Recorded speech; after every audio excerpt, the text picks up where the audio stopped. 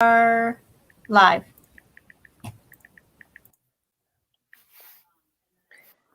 Alrighty, folks, ready to roll? I think so. Emma, we're so thrilled to hear about how successful the vaccine clinic was at the high school today. What a huge, wonderful thing. Can you tell us what you know about it? Just ended not long ago. Can you tell us what you know about how it went? Yeah, so I don't know the exact numbers that we had. I know that leading into this morning, we had 24 students pre-registered, and I wasn't at that clinic. Jennifer Brown and Mary O'Brien and Robin Supernut and our admin assistant Lillian were there. But I know from the feedback that I got briefly just before I stepped onto this meeting that there was also a great amount of walk-ins that came, I think, which just shows how the students are ready and they're willing to get it, which is a nice thing. So I think anytime we try a new first thing, sometimes there isn't as much traction as we can get, but we're going to do it again and we're excited about that. So next time maybe there'll be more. Who knows? That sounds par for the course with teaching high schoolers to have so many show up walk in. I think as those students talk about their experiences, it's going to spread. And I'm really hopeful that we can. It's very good to hear you say you want to do this again, especially on the heels of the next group becoming eligible, hopefully within a week. It would be amazing to see another clinic like this happen, so we can try to get more and more of our younger kids vaccinated too. Yes, absolutely. And I know that I've been in discussions with Superintendent Morris and Robin with the school health and Marta in the office, just really trying to figure out how we're going to reach all of our students who need this. Everybody needs it, but those students that need us the most, to be able to meet their needs and meet them where they're at. So we're trying. We're in the works for it, Krista. It's good. We're all on the same page. I just want to highlight for the community who might not know just how wonderful this was all arranged. The clinic happened on the very heels of the school day ending. So students were already many were already in person and could just stay after school for this.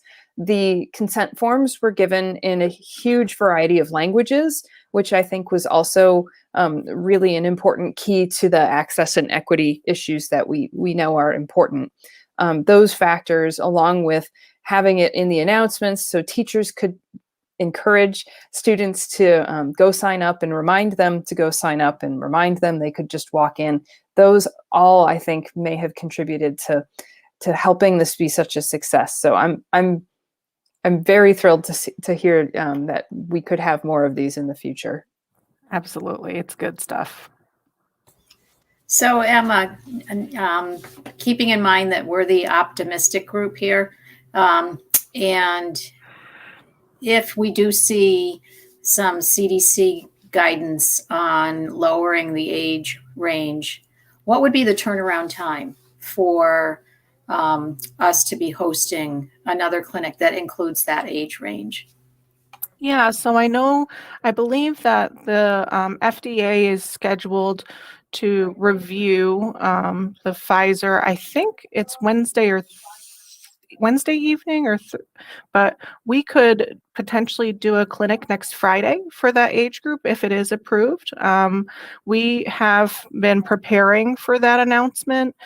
It would go out in a similar, pretty much the same fashion as this one went, with the flyers, the multiple languages for consents.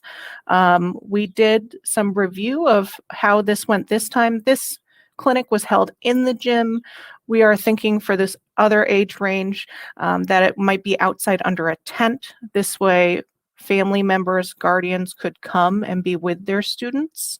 I know my son's 11, so he's just under the cusp, but he's a squishy fella. He's a sensitive guy. So even when he becomes 12, he certainly wouldn't want to be vaccinated without a grown-up there with him.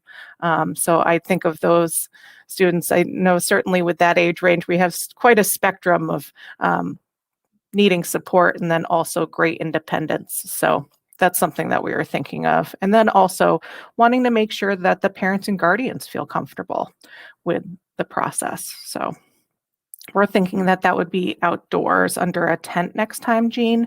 And I think that that was a conversation that I had with Superintendent Morris in terms of how long would we need. We want to be there as soon as we can for the families and students that want it as soon as they're available. So as we have vaccine available here, we are ready to go and could do it that Friday. All right, and just as a follow-up, because this might be a question that families have, is this solely for ARPS families, or is it open to other families? What are the guidelines, if there are any? Yeah, right now it's open to ARPS families. That's our primary reach. I haven't discussed because it is on school property and at the end of the school time, I certainly want to be conscientious of crossing lines and making sure that people are safe there and students are safe. So as of right now, it's only ARPS students, but I think this is something that we're looking to possibly continue. This is a start, and hopefully we can expand it from here.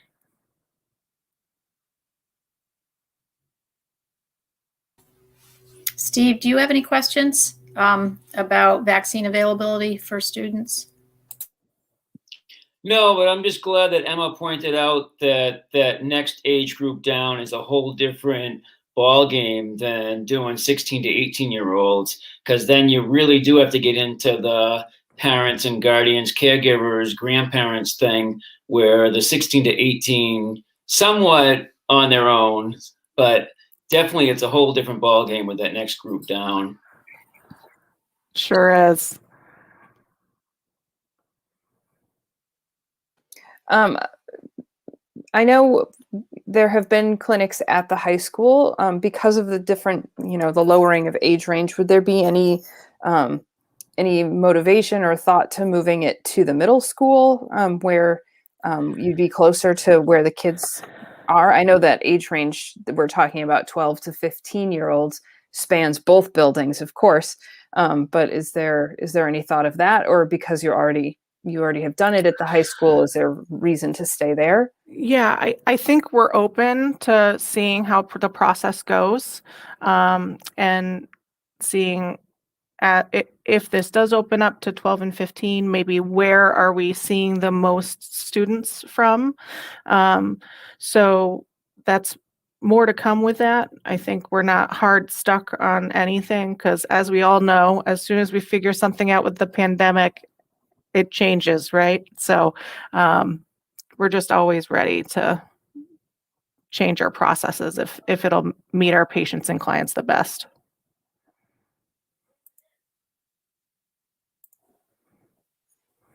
Just a huge thank you for trailblazing in this area and for making this happen. I saw the announcement and I practically fell out of my chair with joy. So thank you. You're welcome. We're happy to do it. And Emma, I think as you and I know Rep. Dom and Senator Comerford and others and legislators in Western Mass, we're really pushing for more regional clinics because, as you know, the communities, the municipalities and the cities and towns, their boards of health really know the residents better than what a large-scale facility can do, particularly out here in Western Mass.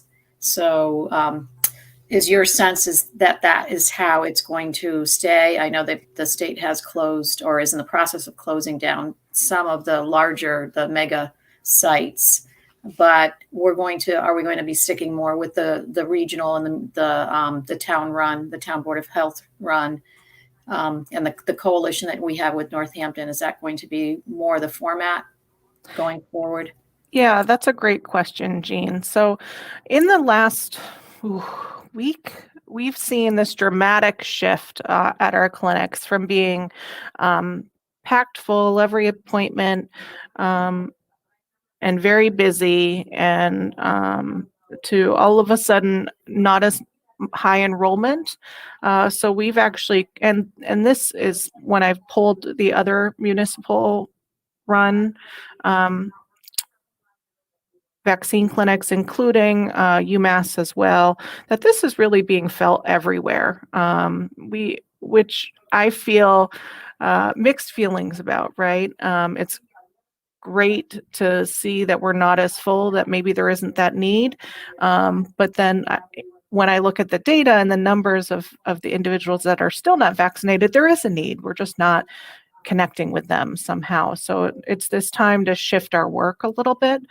As of right now, we are planning on continuing our clinics through the end of June.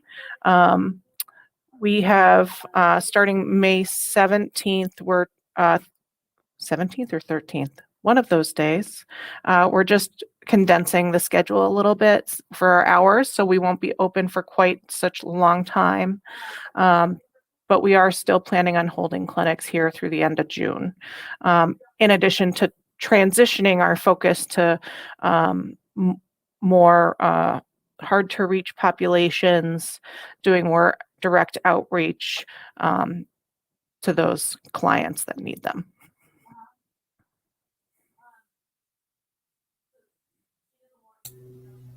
All right. Ben, this is more a question for you.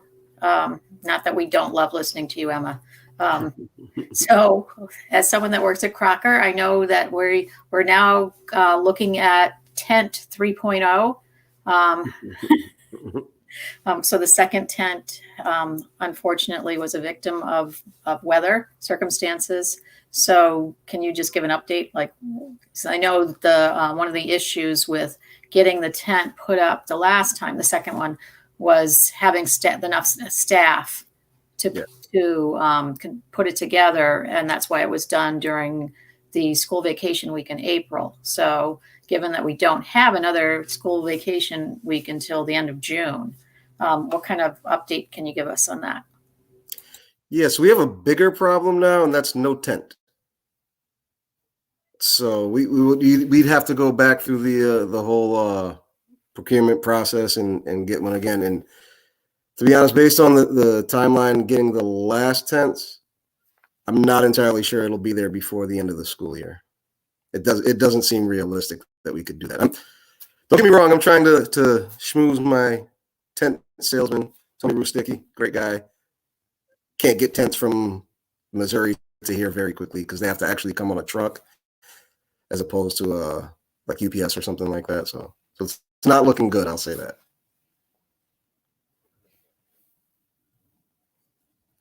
And Crocker presents, we're learning this the hard way. It presents the probably the greatest challenge for us because of how the wind comes through. There's like, we've resituated other tents, a little bit here and there to kind of allow the building to block, but there's just no good spot there, basically. All right, and I know you've discussed this probably ad nauseum with their administration, but I know kindergarten screening is coming up. So is there a plan for which my understanding is it's going to be held outside. So do we have even partial tents or smaller coverings? Well, okay, so yeah, I almost said the wrong thing there. It may be possible. There's another school in the district that had purchased. I don't know if you guys are familiar with the Easy Up tents.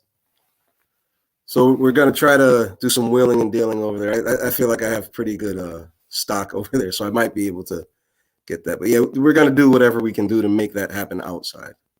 Kind of working with Derek on that as we speak.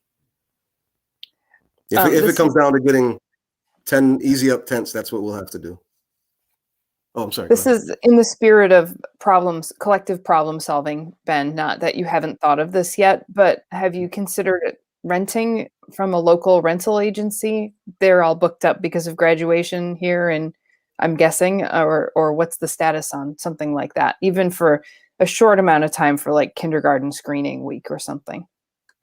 Yes, so what I'll say to that end, yeah, we've definitely kind of explored this option, but it's tough, but not impossible, because the other side that we have to worry about is permitting, and there may be, considering what we went through. I don't want to say I suffered, but considering what we went through to get the permits for those tents, there may be a way to expedite that process so that we can actually get one put up on site. But yeah, if we have to do it temporarily, we'll do it that way. But we're trying to figure out the best way to do it with what we have, kind of, for now. But yeah, if that doesn't work, then I'll say there's a rental company around that we could use. I don't want to plug anybody, but That's good to know. Good. Thank you for that.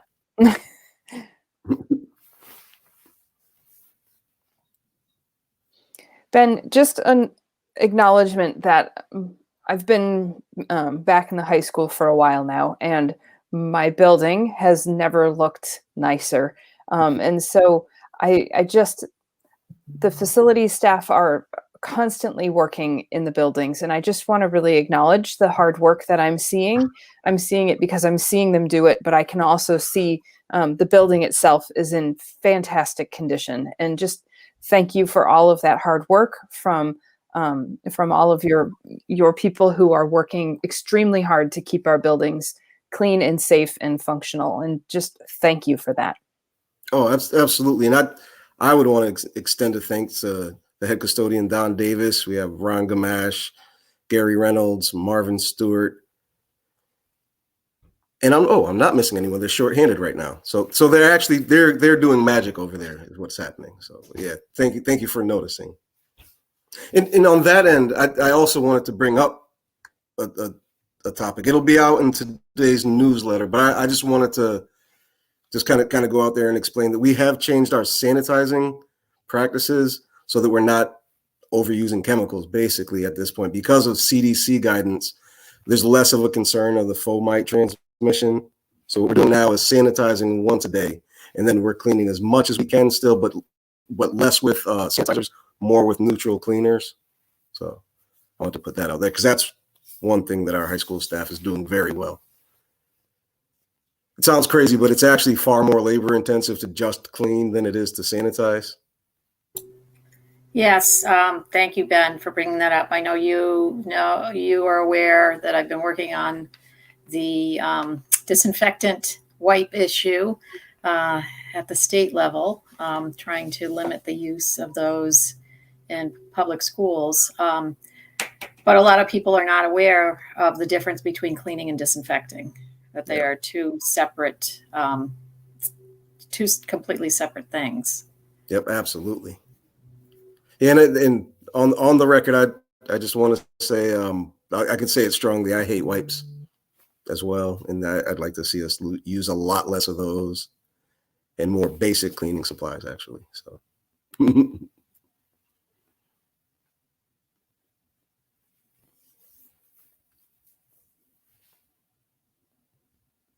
Was there anything else? Yeah, I didn't have anything else. Does anyone else have anything? I don't have anything.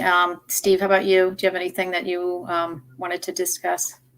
No, I'm just curious though, because I know before the elementary schools got rolling, you were really concerned about the buses at Crocker. I'm just curious how that whole thing worked out. Derek Shea is a master. That's all I want to say. Traffic control. Oh, yeah. He has it planned so well. And, is it a little bit tight at times? Yes. But we have everybody in that building is doing whatever they can to make it run as smoothly as possible. Yeah, I could add that, so we've tried to monitor at random times, right? And I'm amazed by the fact that I'm not I've come at pickup to go inspect things. I do intentionally. I've gone during drop off. I've never really had to stop and wait to turn in. I haven't been really it almost seems like there was more of a backup before the pandemic on West Street at pickup and drop off time, but yeah, Derek Shea is a genius It's very, very meticulous, very detailed, and it's paying off dividends.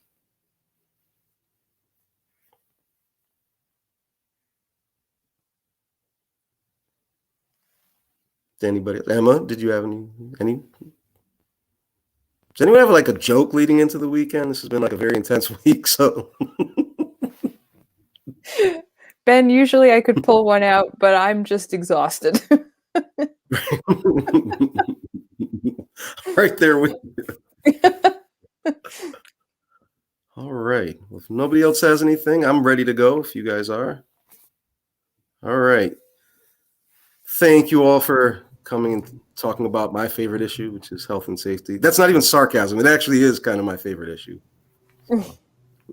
Thank you, everybody. Have a good Thank you. weekend. Have It's a good good to see weekend. you all again. You Have a too. great, bye. See you.